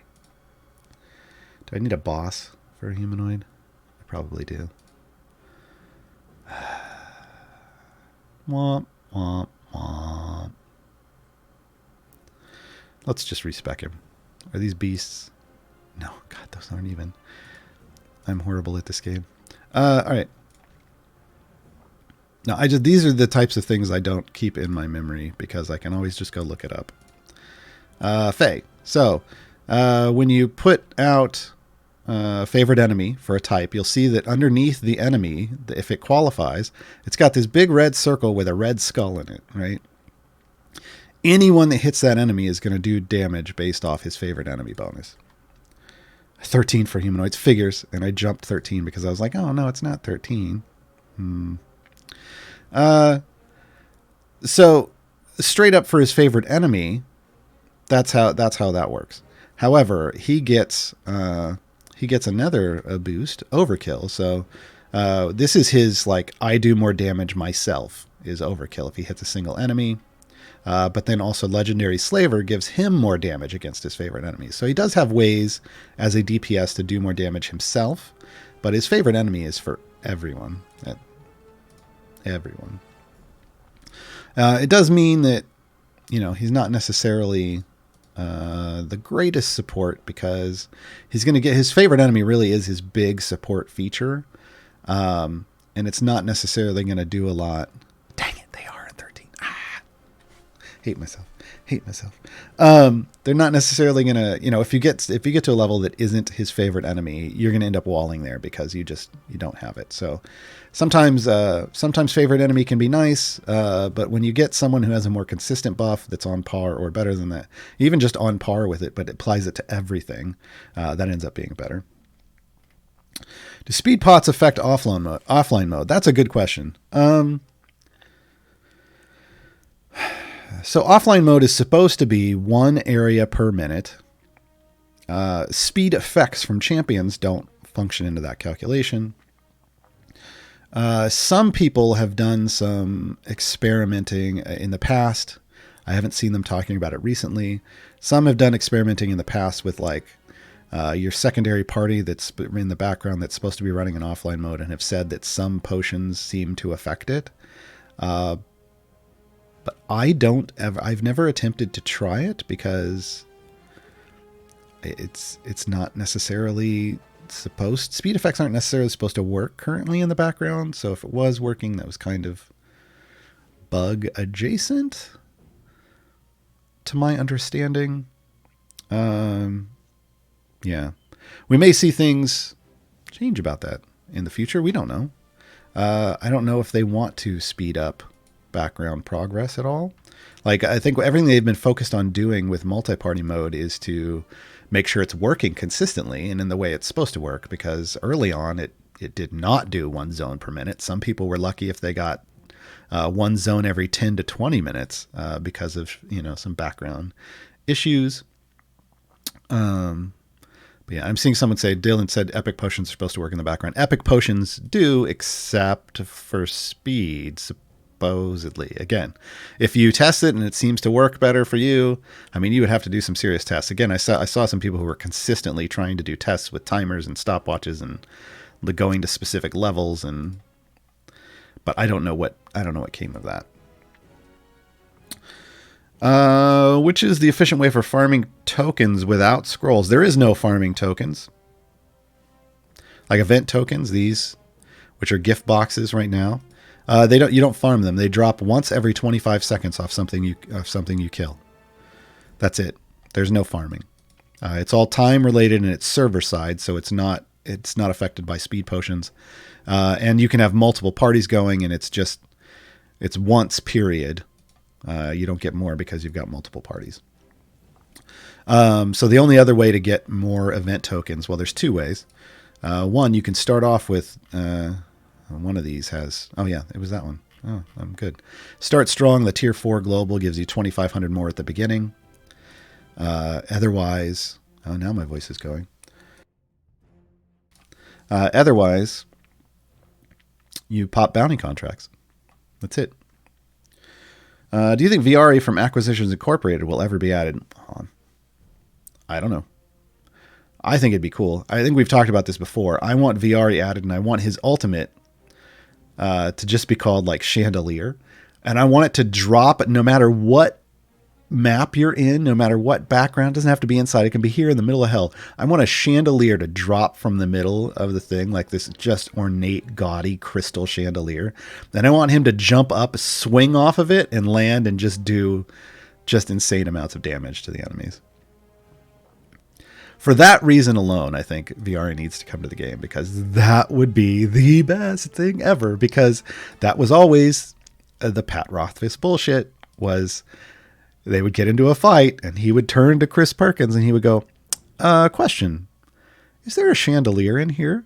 And Chris would be like, yes, there is. And then off he would go. That was just, yeah, I want to see. That's an alternate name for his ultimate. You could call it Pat Rothfuss BS, but I think that wouldn't be in keeping with the lore. It would be keeping with the story of VR, but not necessarily the lore. The random question, no balancing to keep champions relevant? I don't know what that's. We just had a soft cap upgrade, and then the soft cap upgrade at the top end, they gave different upgrades to different people. Some people got better upgrades than others. That's how they keep the top end balanced long term. They just fixed a long-standing bug with Krull, where his stacks were multiplying against themselves like once more than they should have. That's effectively balanced. In the past, they've done passes to entire years. Like they rebalanced all of the tanks, healers, and shielders in the game at one point. They rebalanced all the year 1 champions. They did a Companions of the Hall revamp. Like I said, the companions were a little different than they are now. So, I mean, they're constantly looking to that. Are they doing it as fast as maybe you or others would like? Probably not. That's never going to happen in a game. No one ever has the kind of dev team to be doing it, to be keeping up with the community's desire for balance. But that doesn't mean that the game's in a bad state. I'd say it's probably currently it's in a pretty decent state. We're now at the point with the fix to crawl where, there's a lot of debates about who is the better DPS now. Is it a Shara or a Zorbu? And for some people, it's going to be a Shara. Yeah. Like I had people come into one of my guides and go, your new player formation shouldn't show hitches, your DPS. It should show a Shara. Well, you can go make your own guides and recommend new player formations to people. That would be wonderful. I always encourage that. I don't have to be the only person doing that, and I'm not. Silisa makes guides. Mars has made guides in the past. Other people make guides. That's wonderful. It's one of the things I love about the community. But I do things from a very certain perspective, so that's the way it is. I did go and test that. And on your first run in an event, Hitch and the Shar, yeah, you could go either or. I still think Hitch is probably the better option. Actually, you wouldn't use Hitch on the first run. You would use Jarl Axel. And then on the second run, I did a second run and I tested it, and I basically got to the same place. So, swapping between the two, there wasn't really any noticeable difference on the second run. Beyond that, potentially, depending on how they scale after that, I'd have to look at their curves in more detail, but I don't know that it's super overwhelming, especially for a new player who's not going to have, necessarily outrageous item levels. I'm having a lot of fun. Great, Viper. However, kind of hit a wall on Mert's Sorial's Resolve variant. I'm at stage 490 out of 500, and I can't do any damage at all. Then that might be your wall. You're going to have to take your formation to Discord, to the hashtag formations channel, and throw it in and see if anybody can help you out. You'll also have to list off, what other champions you have available that qualify for Mert. Ultimately, it's going to be about finagling your... I'm assuming you're using full potions at this point, but you might not be. That's one way to do it. But you're going to have to, finagle some more damage out without losing survivability. That is the big thing with that variant, Sorial's Resolve. You've got to build damage and survivability at the same time. I feel like we're at the point where if you get to soft cap, it shouldn't be as big of an issue. But you do have to go further in Mert's version. Yeah. So, I don't know. I'm kind of assuming you're soft capping and then you've got full potions. But so at that point, if you're doing those things, then head over to the Discord and people will see if they can finagle that. Otherwise, you'll have to find power from somewhere. It's not going to come from favor at that point. It'll have to come from patron perks. Maybe you have to get, some perks for Vajra instead of just Mert or Straud or both, or maybe level up a Modron core. Like there's going to be lots of other ways you can get power. Just got to figure out where you're lacking. I find that doing my patron homework, most people refer those as chores, but homework, takes up a majority of the week. Can you give a few pointers to get this done faster so I can move on to other things? Yeah, first of all, you don't have to do it. I mean, you obviously want to, but patrons are a time sink. And the newer you are, and then by newer, I mean like the less power you have overall, the longer it's going to take. Because you're just not able to rapidly clear through stuff. And that may be that you don't have a lot of speed champions yet. I don't know. That's one way to ramp it up. It may be that, you're not running a background party through them at the same time. I run, when I'm doing my patron chores, I have my background party set to do Mert stuff. And then my active party, I do Vajra and Straud in my active party, while the background party knocks out a huge chunk of Mert. And then I move and I finish off Mert in my active party. It takes me like 2.5 days. If I'm if I'm swapping stuff in and building my formations correctly and not just fully AFKing it. But that means I'm in Mad Wizard. I've got all my speed champions. I'm in a speed formation that I've just modified to meet whatever requirements the patron chore is that week. And the only time I'm out of Mad Wizard, I'm in Tomb of the Nine Gods for Undead. Those are the only two places I run patron chores. Because those are the only two places I need to run patron chores. I try to knock out multiple at once. And I start with, if we want to just talk about this, I'll start with I'll look, sure, there's all kinds of requirements here, right? But I'll come down and I'll look at what's the largest number of areas I need to complete.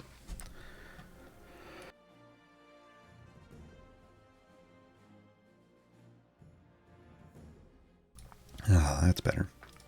What's the largest number of areas I need to complete, which was 500 for Straud this week. Sometimes it's 1,000. So I'll make sure that I'm putting in Jarl Axel, Keelek, and Shandy right away.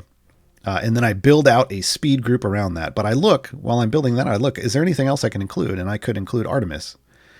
So I built out, when I did this, I put these three in, I put Artemis in, and then I built a speed formation as best as possible around that, making Artemis my DPS.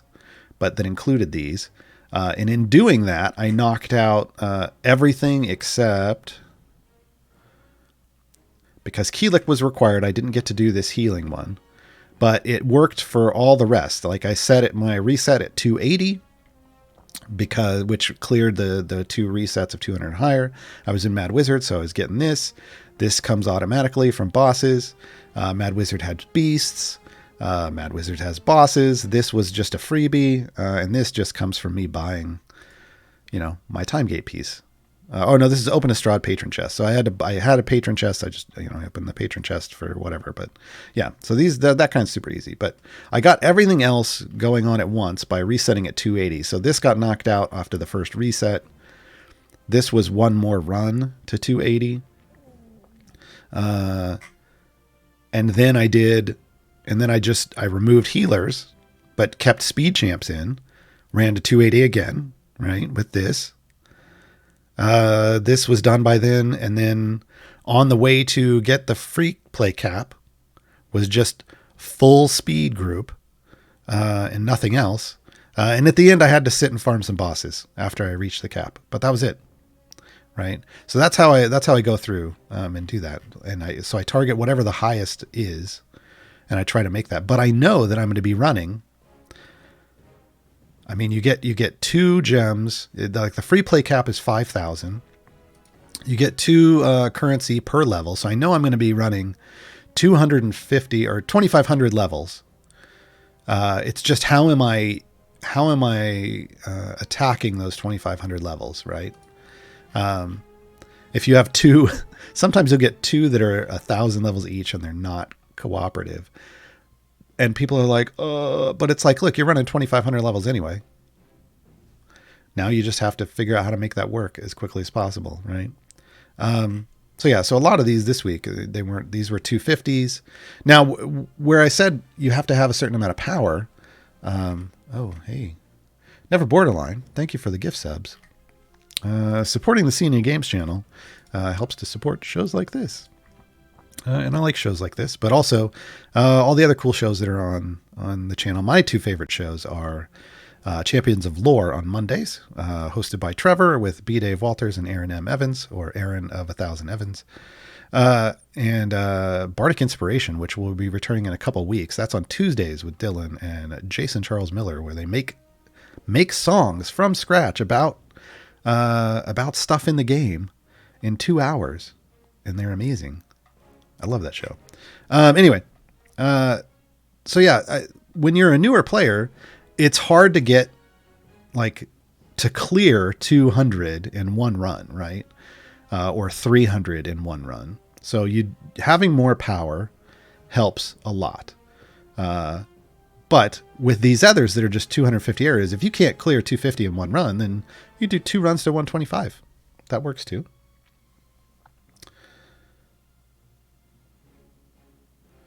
Hold on. Tech, is anybody having Twitch issues? Are we getting Any stream issues, just to qualify. I don't see any on my end. Okay. But yeah, so, you know, the more power that you get, the easier it is to do patrons. That's why originally I was like, yeah, just because you qualify for a patron doesn't mean you should necessarily unlock them right away. I think you should get a decent amount of power in your account first. Because otherwise it's taking time away from you doing progress on other things. So if it's taking all week long just for you to do your patron chores, don't do the patron chores that are really slogging you down. You're going to have to choose, you know, if you go get progress in terms of adding power to your count some other way than just what you're getting from doing patron stuff, that may be more beneficial to you than just doing your patron chores, because you'll be able to then do your patron chores faster. Yeah. To really troubleshoot that, you would need to go into Discord and start posting the different power curves you have. Like I have a post up called, I think it's Progression 101, and I talk about the different pillars of progression and like what all makes up those. And you want to you don't want to go all in on one pillar, like on one thing, one form of progression. You want to try to get balanced across all of them, because they all work against each other. Math, like they all help each other out. So yeah, it's good. Yeah, most people say no issues. Okay. All right. Just making sure.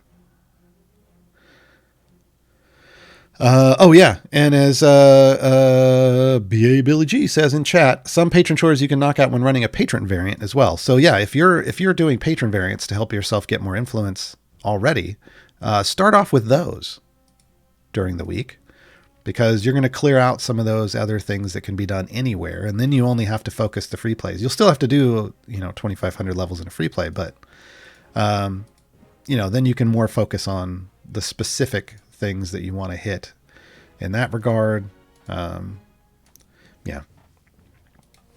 Patron chores are time sinks. They are. The more patrons you unlock, the more of a time sink it is. But the more parties that they add for us, the more we'll be able to do. So when they add a third party, we'll be able to just do one party in Straud, one party in Vajra, and one party in Mert. By that point, maybe they'll have added a fourth patron though. So, there's always going to be that time sink that you got to figure out how to manage. Are you supposed to get gems from background Modron run groups? Yes, and you do. I very rarely get like 5 or 6, but most of the time I just appear to get coin. They're going to show up in, like you can track all of that in your journal in the loot. And it will note, right here. I name my groups Gem Farm Active and Gem Farm Background. Can you tell what I do most of the week, folks? So it tells me what I'm getting, from each one of these, and I can look. See, here I got 9, here I got 5, here I got 9, here, like this is my background. I know I'm getting 9 and 5, and where's the last background? There's 6 I got. So yeah, if you name your parties, I like this nomenclature personally, because then I know which party I'm getting these gems from, and that's really all I care about in my journal anyway. So I recommend going and name them like this, and then you'll be able to see exactly where you're getting things from. I believe the default names are exactly the same though, maybe, or did it just say party 1 and party 2? I don't know, but I would go rename them so you can read your loot journal, and that should be telling you all the gems you're getting. If you do see a problem with that, even after renaming them, if you start to see problems, submit a ticket. But first rename them so that you can clearly see which is in the foreground and which is in the background, so that you know for sure if you're running into it or not. Golden Tressens. I recently got access to my first patron Mert. Regarding Mert's challenge to reach area 250 with Jarl as high as DPS, without access to Ashara, I'm finding to reach area 250 a struggle. Yeah. Need to slot in heroes that end up out damaging Jarl Axel, which spoil the challenge. Any formation tips? To build out a formation, well, okay, hold on. If we're going here, I'm going to assume some things here. I'm going to assume we're just building out a formation that's full core evergreen, because I don't know what champions you have. And well, I'm not going to use Archon. Hold on.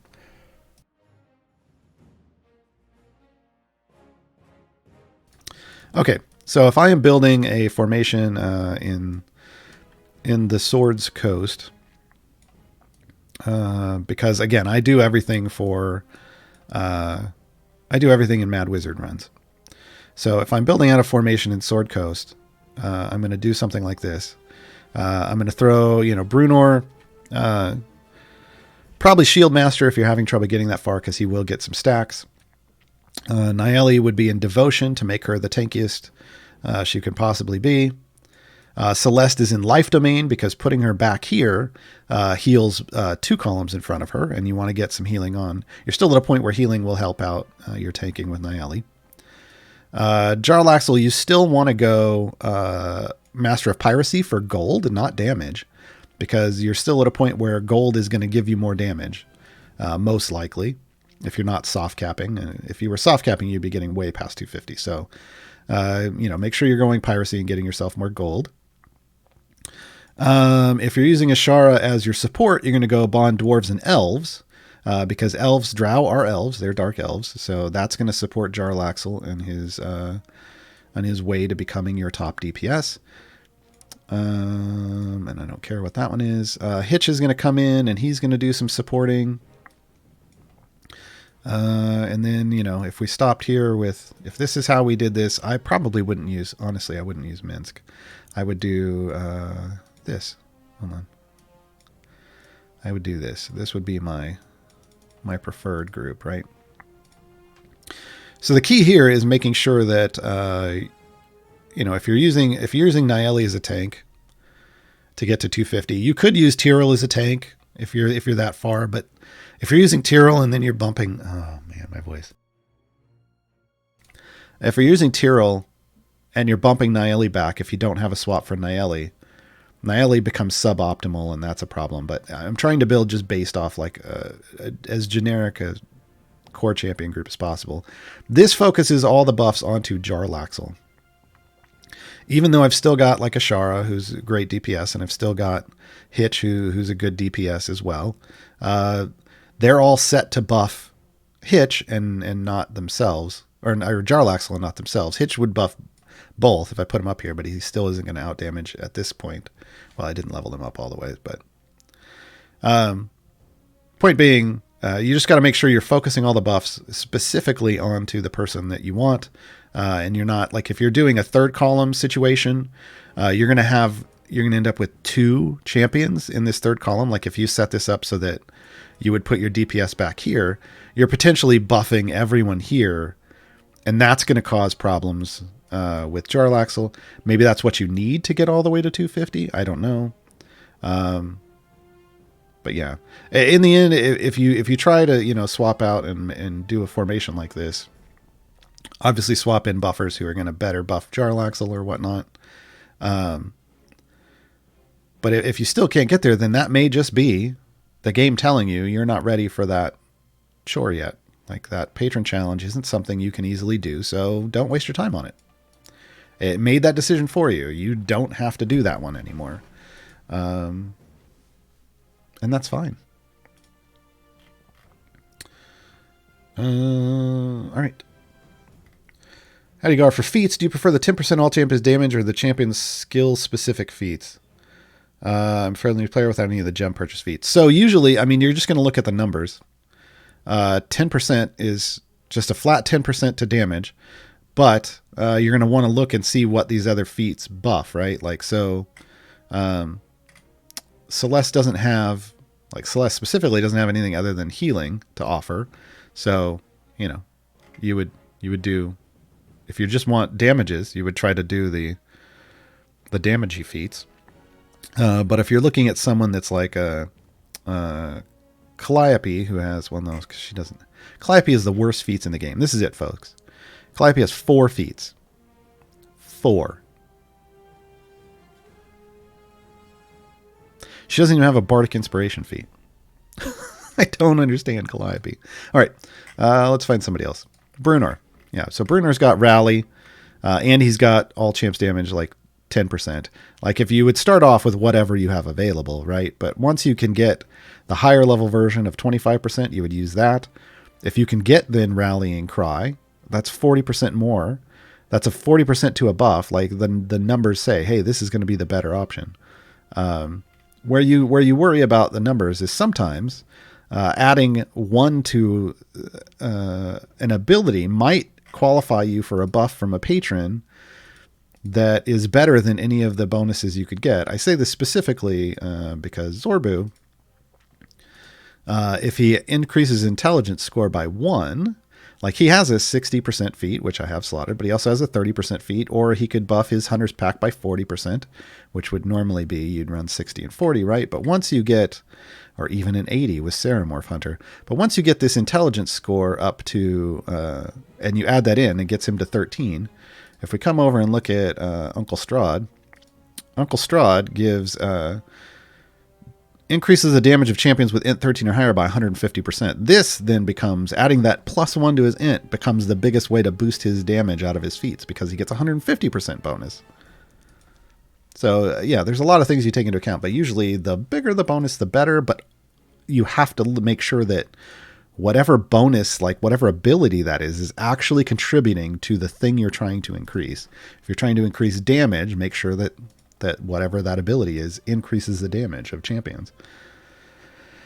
About the companions, you said their gold find is on the bottom now.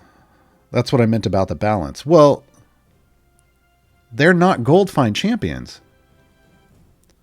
Like, look, they don't have a gold tag. Jarl Axel has a gold tag. Their gold find is just kind of a nice little extra that they have, but it's not their role. So gold find champions have gold, but the companions aren't gold find champions. They were literally put in as gold find, like into a gold find formation, because they were the only other champions at the time that had any gold find, and a little was better than none. That was it. So I don't know that they'll ever balance their gold find, because that's not even their role, and everyone doesn't have to be equal. Like, everyone should have a niche. They should. I think the game is healthier when everyone has a niche that they're great in, but then they can be okay in other things. But that's me. That's my opinion. I'm new. I don't know how do I progress, but I'm for sure going too slow. I'm doing events right now and only played Grand Tour of the Sword Coast. How to progress faster? I mean, you're new, so keep playing. That's really all I can tell you. This isn't like a game that you progress incredibly quick through. If you want to go to the subreddit and search for Gaarawarr challenge, I'm going to type this into chat so you know how to spell it. That was me and a bunch of other members of the community starting brand new accounts and playing from the beginning to try to find efficient ways to play through. There's links in the original post. There's links to all of the other posts that kind of talk about, like I set milestones and things to go for. It takes a while.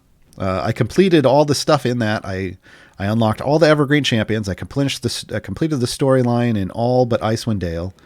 I unlocked 2 out of the 3 patrons, but qualified for the 3rd. I maxed out blessings in all but Avernus and Icewind Dale. And my champions all had like blue and purple gear, like all my core and Evergreen were in blues and purples. And I did that all in 3 months. So, you know, you just have to make decisions about how you do things. And like, you know, when you have a manual time gate available, which are up here. If you don't know these things, then you're gonna have to start watching. I've got tutorials on all of them, video tutorials on the CNA Games YouTube. I've got a wiki page full of guides here. There's all the guides. There's a lot of other wiki stuff out there in the wiki that has like new player guides and stuff. But yeah, I mean, you just slowly and surely you make progress. And then as you get more power and more speed, you start progressing faster. It's like a snowball down a hill. Like it starts real slow and then it turns into a freaking avalanche. So one step at a time. What do you have left to do in the game? The newest variants that were added. I played through all the basic versions because we got 10 of them in the last content update. I played through all the basic versions. And then I've started doing the patron versions, but I do the patron versions live on my own Twitch channel, twitch.tv/Gaarawarr down there, on Tuesdays on my Idle Chatter show. So I'm not necessarily, in a rush to get through them, but that's all I really have left. Before that content drop at the end of the year, I finished but there's one variant in the game that isn't doable with a regular formation. It might be doable with tons of favor, but for click damage, but I didn't bother. And that's Straud's Show of Strength. Everything else in the game I'd finished. So, would Bonds of Kirsabal for Ashara be a solid investment for my first 50k gem feat? Wow. If you are going to swap over and start focusing as Ashara as your DPS, which it seems to be, this is the current flavor of the month. We'll see how it holds out. If you're going to make her your DPS and ignore Crawl completely, then this would be how you would do it. Right? You may as well give her the 80% bonus because she doesn't get anything else anywhere else. Like you would want to grab Elementalist and Bonds of Kirsabal for the biggest possible buff and run with it. What campaign do you sink all your event favor into? I put it into Sword Coast, so Torm. But that's because I have more than enough favor in all the other campaigns to do all of their content currently as it stands. Technically, I have more than enough to do Torms too, but Torms is the only endless, like Sword Coast is the only endless campaign. And by endless, I mean they will always be adding new content to it until the game shuts down. The other campaigns, they did the storyline. The storyline is fixed. They're based off, short campaign books. Well, not short, but they're based off campaign books. And so that story ends. And then they'll add some variants for a while. And then eventually, hopefully, then they stop adding variants and they just call it done. Because they add a new campaign every year. But again, those are short, fixed campaigns. Torms, they're just constantly, Sword Coast, they're always going to be adding new stories and extending the storyline too. So I figure, they're always going to need favor there. I have way more favor than I probably will need for a very long time with their content release schedule. But again, that's 3 years of compounding multiplication. So, yeah. And that's it, folks. We are done for the day. We're wrapping up. We got a couple more minutes. If anybody has some last minute questions, I'm just going to go hop over and chat. Keep in mind, let's see. Let me pull up my calendar so I know. We were talking about different shows. Bardic Inspiration is not back next week. I have it down as back on the 26th of this month. So next week, starting on Monday, this is the last stream of this week. Tomorrow is a day of rest for everyone. Monday, we will be back with Champions of Lore. That's, again, one of my favorite shows on the channel. That'll be Monday at 11 a.m. Pacific. That's Trevor and B. Dave Walters and Aaron M. Evans. If you don't know who those people are, Trevor hosts a podcast, Difficulty Class Podcast. B. Dave does all the things. He plays in all the games. He writes all kinds of stuff from A Darkened Wish, the D&D comic, to running the Darkened Wish D&D campaign, to playing in other Silver and Steel, which will be ending soon. But also like screenplays. I think he's got a movie that just got made. I believe he wrote the screenplay for. So he does all the things. And then Aaron M. Evans, the author of the Brimstone Angel saga, also plays in the Dungeon Scrawlers campaigns. I don't know what the name of that campaign is. Like Westgate Irregulars? Is that it? I can't remember. I'm bad. I got to catch up on all of those. And she used to be an editor for Wizards of the Coast, so they know lots of the lore stuff. And you can go get those answers on the Mondays.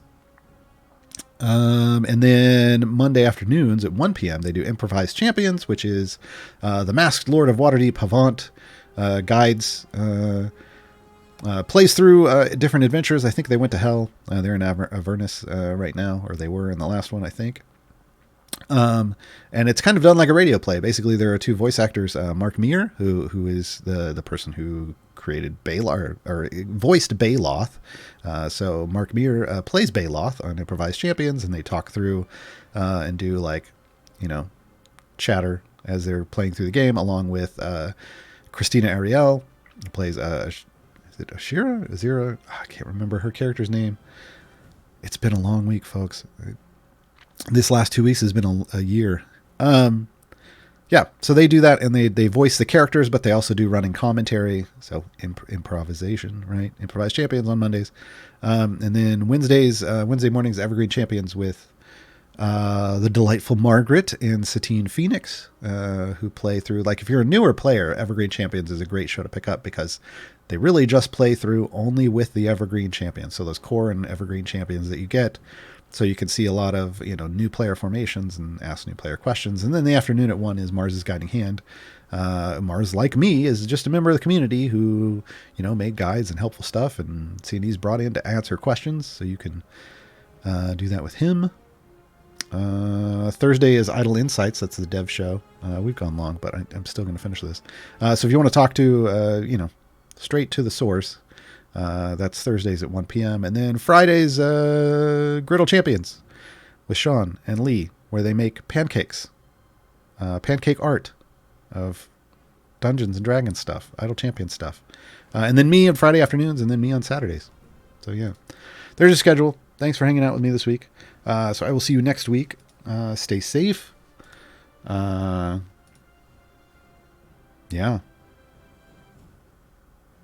That's about it. Be good to yourselves and other people. And hopefully we'll all be here next week. Bye, everybody.